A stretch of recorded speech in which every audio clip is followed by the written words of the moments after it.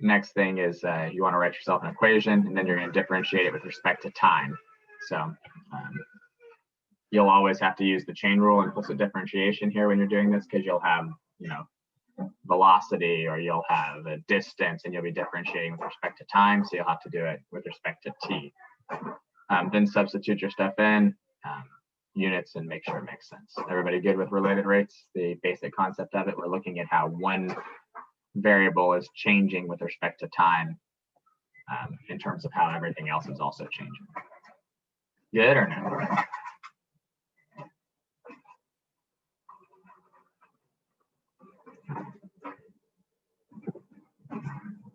All right. So we're going to start with a balloon, a hot air balloon rising straight up from a level field. So here's our balloon going up. And here is our level field. And here is where we are observing from, and we are looking up at the balloon. What can we label on here that is not changing? Okay, 500 feet. The 500 feet is not changing. Good. Okay. We also know that this is rising straight up from a level field, so that's a right angle. So we can put that right angle in because that's not changing.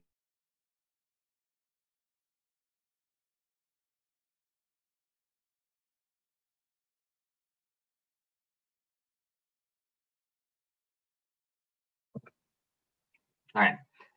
Everything else, I think, is changing, right? The angle is changing, but we could label the angle because we have an angle that's changing. We could label that as theta, let's say. And what do we know about theta? We know that at the instant we're interested in, it's pi/4 radians. So we'll list that off to the side. And we know that the change in the angle is 0.14 radians per minute. Everybody good with all of that?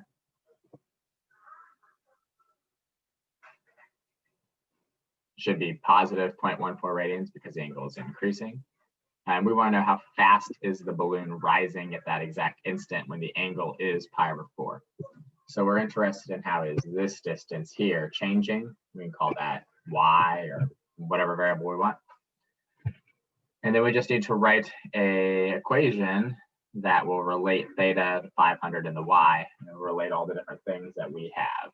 So what equation can we use to relate those three?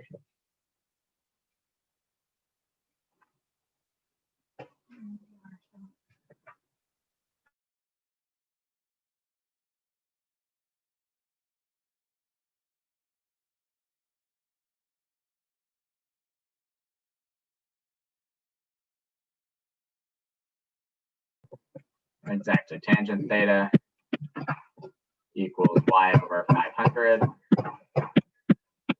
or 500 tangent theta equals y.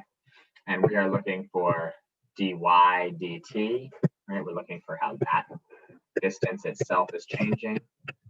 So probably easier if we rewrite it like that's the way Adrian said, right? 500 tangent theta equals y. And if we differentiate that with respect to t, we end up with 500 secant squared theta d theta dt equals dy dt. Everybody good with that? Since we're taking the derivative with respect to time, on a y variable, we get a dy dt, and we're doing it with a theta variable, we get a d theta dt. Any issues with that?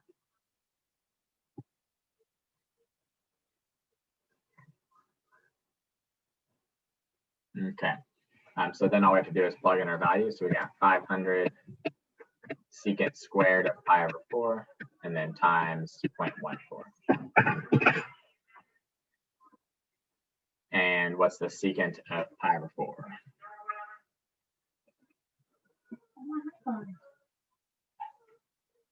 Secant of pi/4 should be what? √2. And so √2 squared is 2. So we've got 1,000 times 0.14, or what does that come out to be?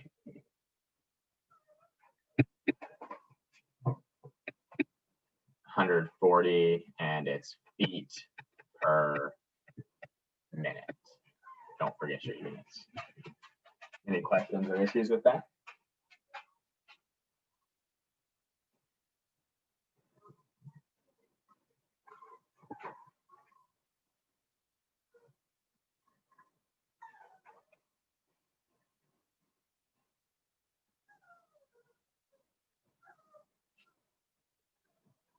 All right, everyone's good there?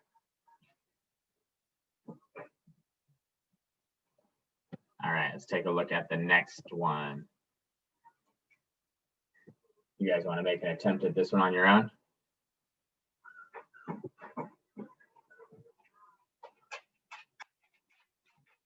Then we'll talk about it after like 2 minutes. All right, since no one's responding. Oh, Nick says sure. All right, I'll give you like 2-3 minutes and then I'll start talking about this one. Ready to go.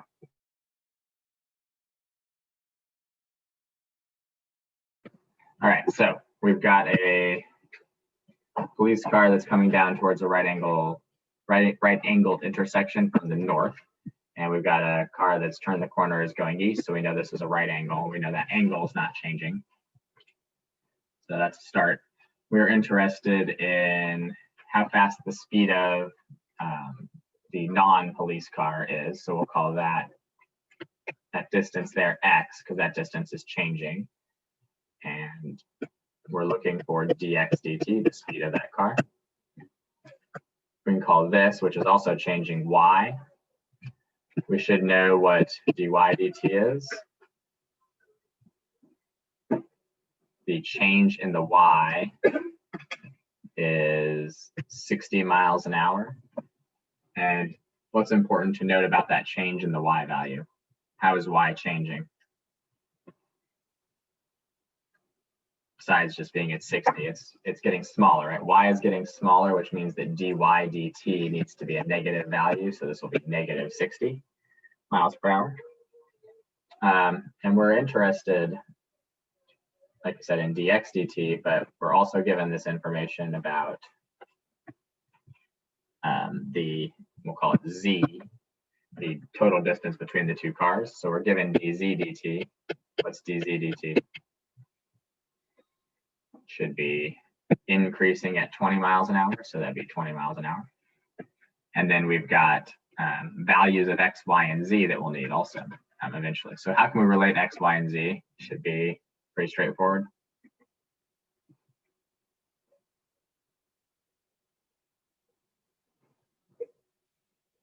Pythagorean theorem, yep. So we got x squared plus y squared equals z squared. Or if we differentiate that, 2x dx dt plus 2y dy dt equals 2z dz dt. Everybody good with that so far?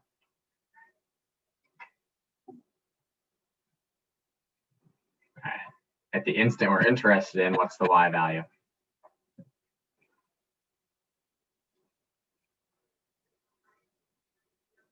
Z is not negative, or dz dt is not negative. That's just part of my equal sign. I think that looks like a negative. No.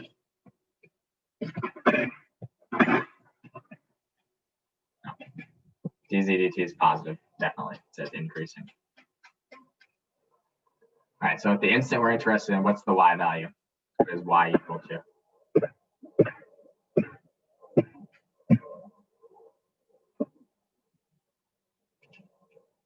0.6, right? When the police car is 0.6 miles north, so 0.6. And we know that the speeding car is 0.8 miles to the east, so our x value is 0.8. We're not given a z value, but we should be able to use our original Pythagorean theorem equation, 0.6 squared plus 0.8 squared equals z squared.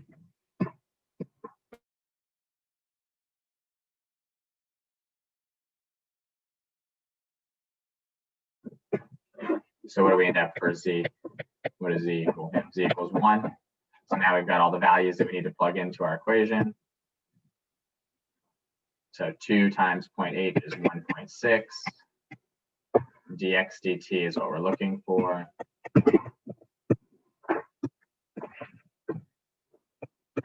2y, so that's what was our y value? 0.6, so 2 times 0.6 is 1.2. And times our dy dt, which was -60, equals our dz dt, which is 20 times our z, which is 1, so just equals 20. So we got dx dt equals 20, and then we're going to add to that 60 times 1.2, which should be what, 72? And then divide that by 1.6. And what does that come out to be? How fast is x changing? How fast is that car moving? 70. And don't forget your units, 70 miles an hour. Good or no?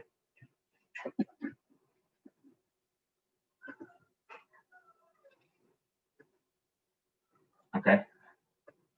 I'm waiting, Nick.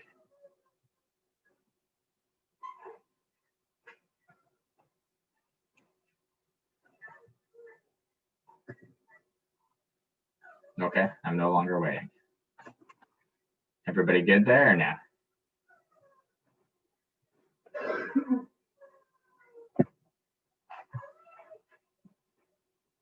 Yes, Molly, you could just solve for z initially if you wanted to.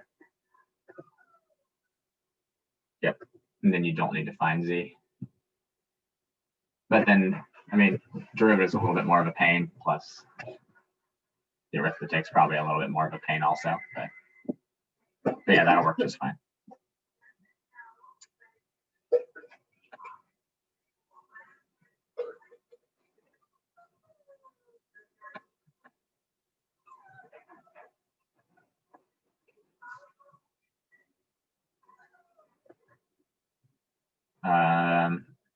Oh, it equals 20 because I forgot to multiply by the 2. That's why.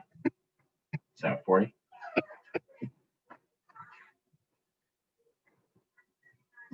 Hopefully the answer that Darius gave us, I think it was Darius, of 70 was the right answer for, yeah, using 40 instead of 20. Okay.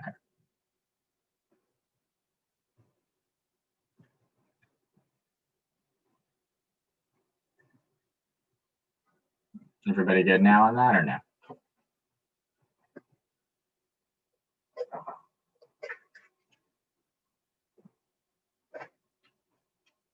All right.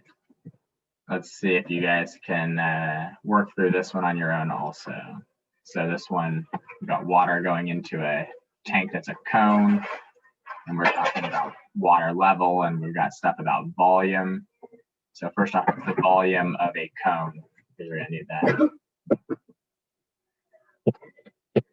Volume of a cone should be what?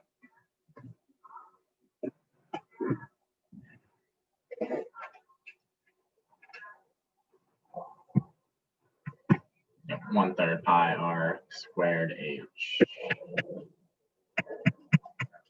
right, so make sure you know that, and give this one a shot. I'll at least resume the recording. So we'll leave it on this page for a second, and then I'll go to the other page where we did it in terms of r, just so everybody can see it if you're looking back at the lecture, but now you don't get all of my wisdom about it, I guess.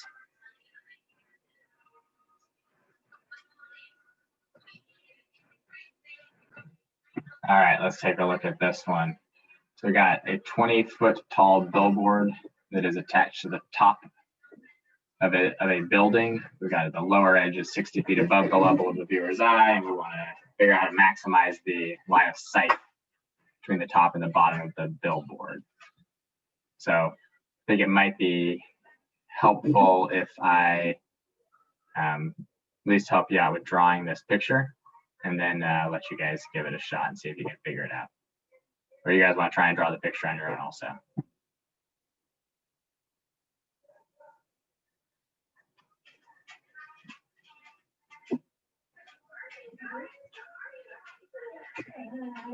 All right, Darius says he wants to try. So you guys give it a shot on your own, and then I'll give you about 4 or 5 minutes, and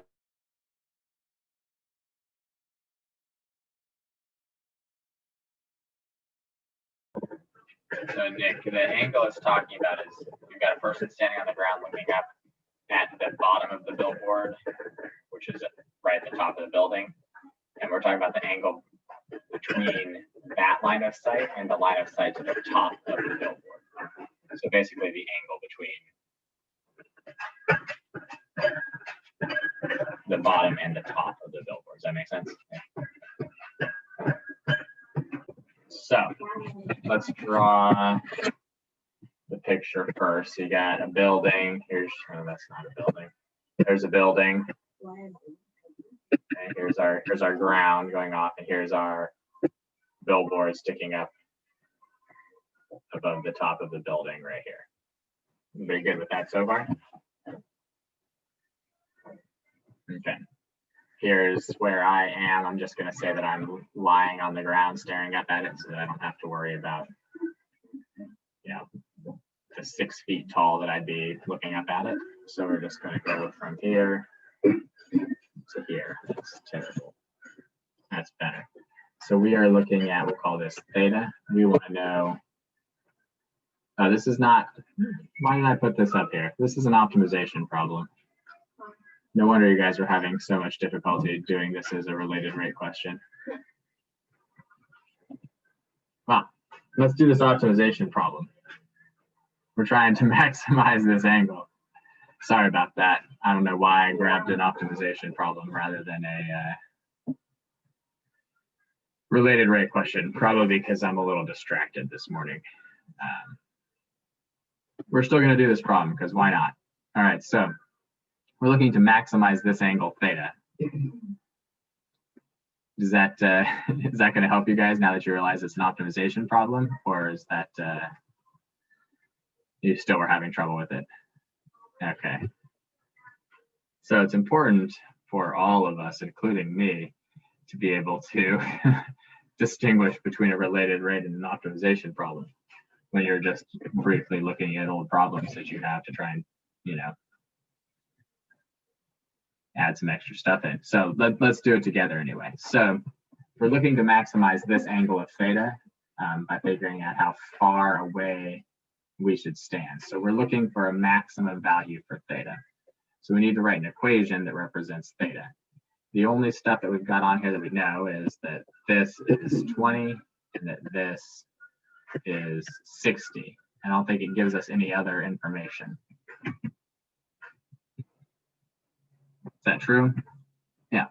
And so we need to write an equation that represents theta that is in terms of how far away we stand, which we'll call x. How about that?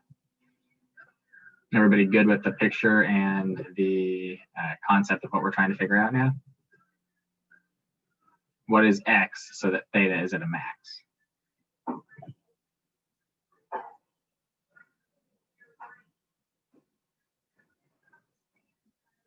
Everyone's good with that?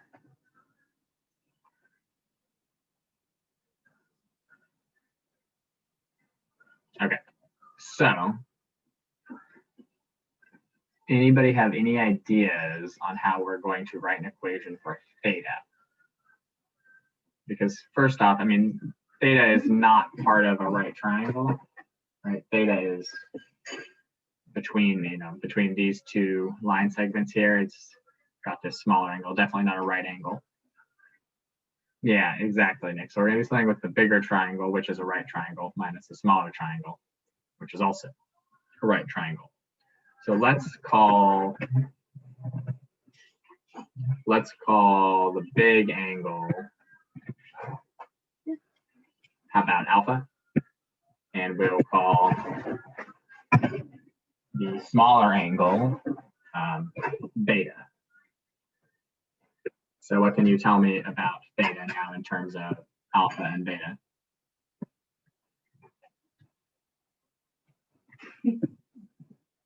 Theta equal alpha minus beta, right?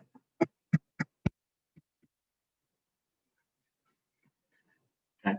And so hopefully you should be able to write an equation for alpha and an equation for beta that is related using the 60 and the 20 and the x.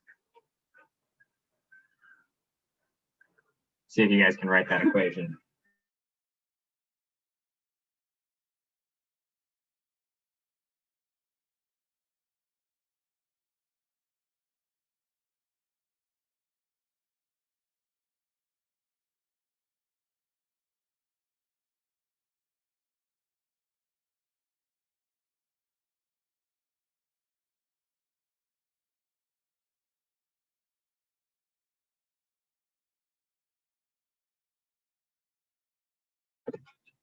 All right, so yeah, we got tangent of alpha ought to be 80 over x. And tangent of beta ought to be what? 60 over x. And then that would mean that the actual value of alpha should be the inverse tangent of 80 over x. So we got theta equals inverse tangent 80 over x minus inverse tangent 60 over x. Everybody good with that?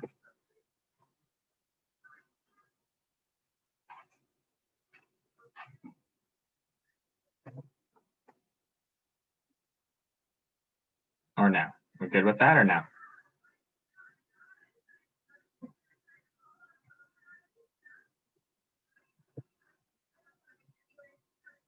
Okay.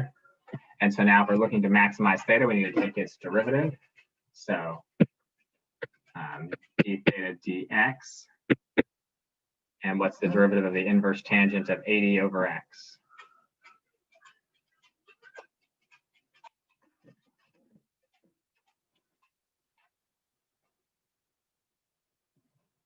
Inverse tangent of u, right? So 1 over 1 plus u squared, and then times the derivative.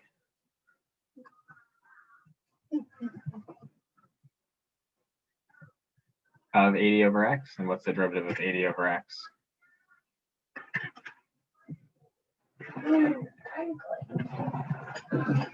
Should be negative 80 over x squared, right? So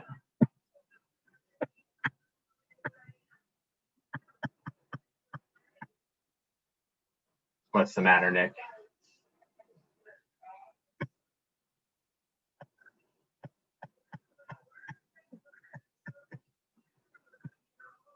Oh, you forgot the x squared. You shouldn't forget that.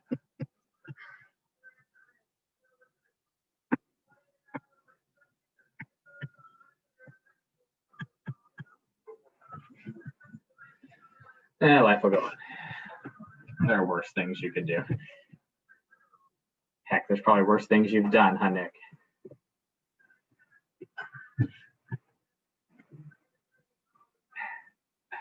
Thought I'd forget about that from last year, huh? I may be getting old, but my mind is still trapped. All right, so we got our derivatives there. Everybody good with that?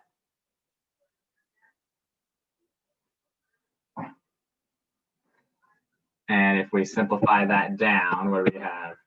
We still have a negative 80 up there. But if we multiply the x squared through, this is going to become x squared plus, oh, sorry, that's just an x. Yeah. So we're going to have negative 80 over x squared plus, what's that become, 6,400? And then plus a 60 over x squared plus 3,600. Everybody good with that so far?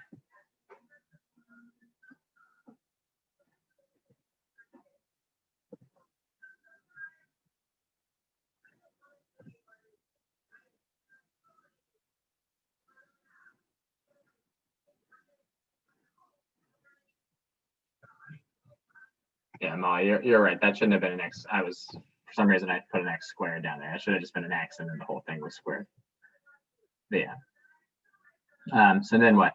Common denominator? So what are we going to do? We're going to multiply by x squared plus 3,600 over x squared plus 3,600 and x squared plus 6,400 over x squared plus 6,400. So negative 80 times x squared plus 3,600 plus 60 times x squared plus 6,400 all over x squared plus 6,400 times x squared plus 3,600. And the denominator is never going to equal 0, right? So this is never going to be undefined. So we're just looking at the numerator now.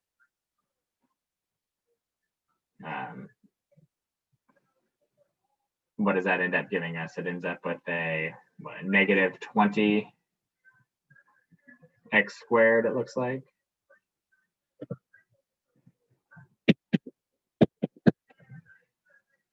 And I don't know, somebody do that arithmetic for me. What do we end up with?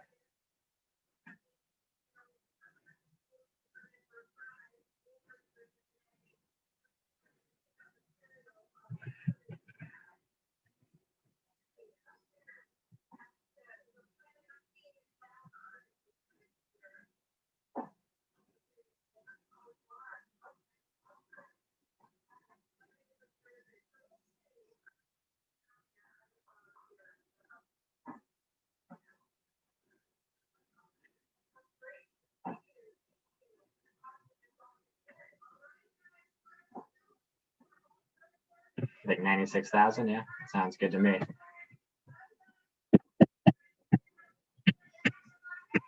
So we want to know, when does that equal 0?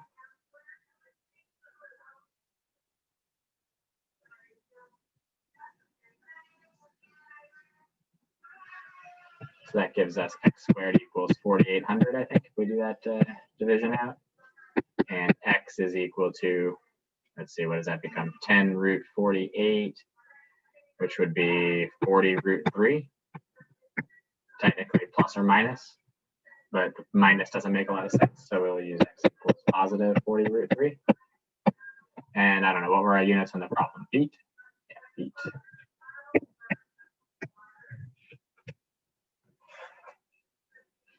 Everybody good so far? And then what do we have to do? We need to check using a sign chart. So something less than 40 root 3 would be like 40. If I plug in 40 to this, what do I end up with? Positive or a negative?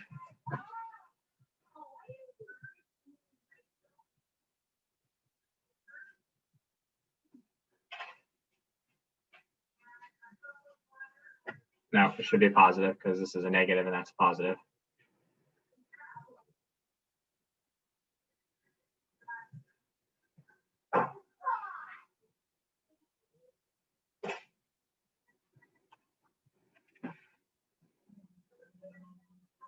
Ends up being positive, right? If we plug in something less than 40 root 3, if we plug in a number more than 40 root 3, it becomes a negative. So we end up with a max, which is what we're looking for. So that was kind of a fun one there, huh? Nice little optimization problem. Any questions or issues with that?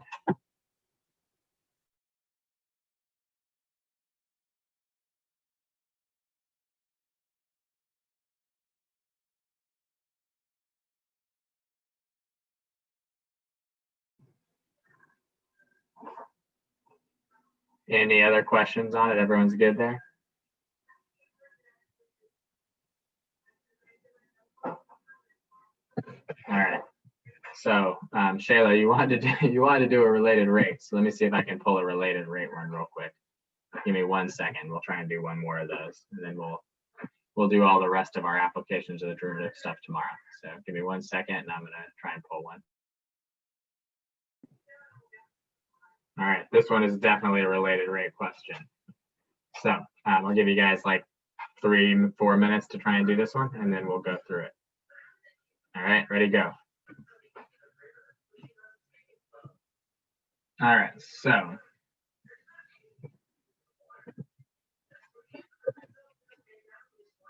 we ready now or no?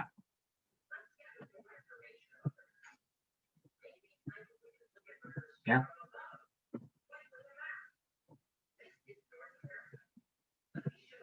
So we're starting with a 20-foot tall lamppost, and we've got a person who is apparently 7 feet tall, so fairly tall person here, walking away from it.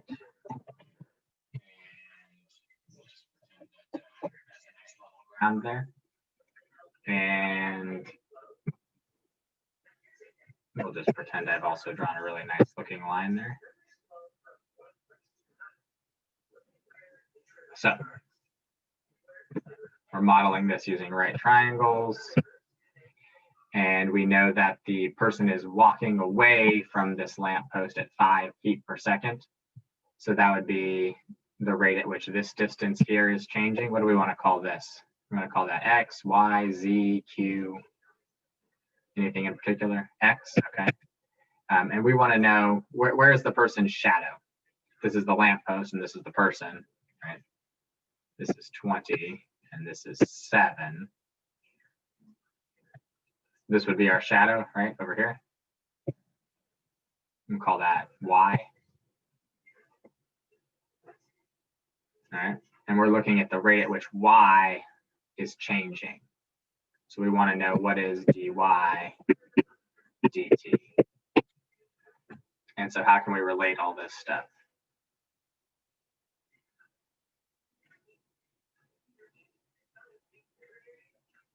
Similar triangles, yep. So what's the ratio that we can write out? We can say that 7 is to what? To y as 20 is to x plus y. So y to 7 equals x plus y to 20. Or 1/7 y equals 1/20 x plus 1/20 y. And if we were to take the derivative, that should give us 1/7 dy dt equals 1/20 dx dt plus 1/20 dy dt. And if we solve for dx dt, which is, now we're looking for dy dt, right? So if we solve for dy dt, we'll subtract the 1/7 minus the 1/20. What is 1/7 minus 1/20? Is that 13 1/40, right? 13 1/40 dy dt is equal to 1/20 times dx dt, and dx dt was 5. So we'll just solve that for dy dt. What do we get?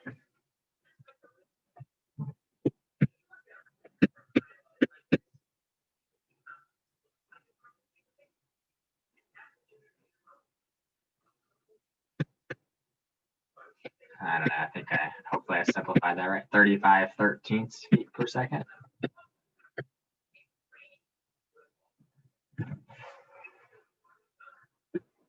Yeah, good. Any questions or issues with that? So similar triangles. They really like these lamp posts with people walking away from them problems in the AP test. I don't know if you guys got one last year because the test was shortened, but there seems like every year in the multiple choice, there's one of these. So, all right. I feel like that should be good. Especially since we've only got 3 minutes left.